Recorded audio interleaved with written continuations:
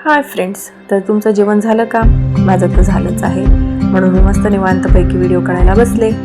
तर व्हिडिओ आधीचाच आहे, आता तो एडिट केला आणि मी आता ब्लॉग टाकते. तर सर्वप्रथम चलो आपण जायचं मुद्द्यावरती. तर सर्वप्रथम स्वागत करते तुमचं माझ्या चॅनलवर नवीन आले असेल तर चॅनलला सबस्क्राईब करा, व्हिडिओला लाईक करा आणि व्हिडिओ शेवटपर्यंत नक्की पहा.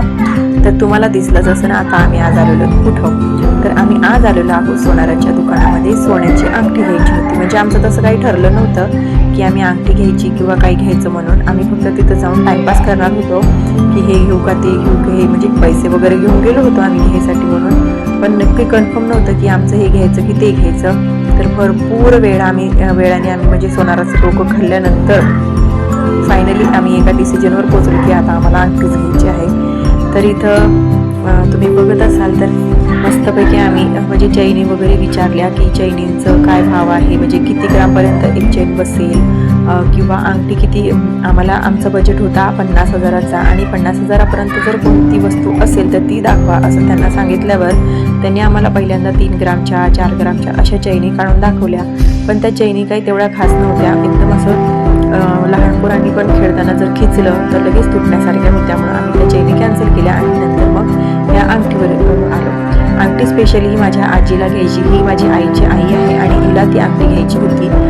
तिच्याकडे पैसे साचले होते, मग ते पैसे वाया जाण्यापेक्षा ती स्वतः म्हटली आणि आम्ही पण म्हटलो की ते पैसे आता सोनं स्वस्त झालेलं आहे, सोनं स्वस्त झालेलं आहे तर गुंतवून टाकण्यापेक्षा असं म्हणजे हे ते घेण्यामध्ये त्यापेक्षा ते सोन्यामध्ये गुंतलं तर तुझी पण एक हाऊस होऊन जाईल. आणि तिला मनीही चेंज करायचे होते, तिच्या लग्नापासूनचे ते तिच्या गळ्यातली मनी आहेत तर ते काही मनी थोडेफार तुटले होते तर ते तिला मनी चेंज करायचे होते. आणि ही मी माझी अंगठी याच सोनाराकडून घेतली होती, ती खूप दिवसांची आहे. आणि मग आम्ही हे घ्यायची का ते घ्यायची हे असं आमचं निवडणं चालू होतं, पण डिसिजन काही होत नव्हता कारण की माझ्या आजीला कुठलीच अंगठी बसत नव्हती. आणि तुम्ही बघत असाल माझ्या आईसारखी गालाला हात लावते कारण की आज तिची डाळ काढून आली होती, म्हणजे तिचं एक डाळ किडली होती आणि ती डाळ काढून आली होती त्याच्यामुळे ती सारखी गालाला हात लावत होती. तिला काही बोलणं तेवढं जमत नव्हतं, तरी पण तिला म्हटलं आम्ही घरी थांब.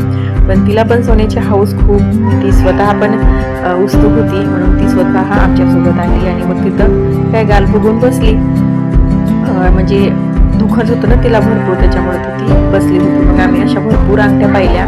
दादू पण खूप कंटाळला म्हणून तो दरवाज्यात जाऊन बसला आणि गाड्यान मोजायला लागला.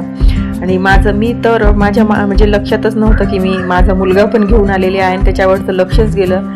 नंतर ना मग दुसरा कस्टमर आला आणि दुसरा कस्टमर आला म्हणून सोनार त्या कस्टमरकडे गेला, तेव्हा माझी लक्ष याच्यावर गेली की अरे मी माझा मुलगा पण आणलेला आहे आणि त्याला आपण तिकडंच ठेवलं. मग खूप साऱ्या व्हरायटी पाहिल्यानंतर ना मग आम्ही अंगठी डिसिजन झाला आमचा, आम्ही अंगठी घेतली. परत मला कानातल्या बुगड्या पण बघायच्या होत्या, पण बुगड्या माझ्या बजेटच्या बाहेर होत्या त्याच्यामुळे बुगड्या घ्यायचं आम्ही कॅन्सल केलं. तर फायनली मग आम्ही आमची अंगठी वगैरे घेतली आणि पेमेंट वगैरे आमचं झालं. आम्हाला अंगठी बसली 42,000ला. चैनी तर पहिल्याच बघितल्या होत्या पण आम्ही घेतल्या नाही. माझ्या आईची दाढ दुखत असल्यामुळे तिला आईस्क्रीमच खायचं होतं आज रात्री दिवसभर, त्याच्यामुळं मग वहिनीने जाऊन आईस्क्रीम वगैरे घेऊन आली आणि मस्तपैकी ती आईस्क्रीम खात बसली. तेव्हा माझा दादा पण आला आणि गाडी घेऊन आला, तो पण कंटाळला मुलांना सांभाळून. तर चलो बाय.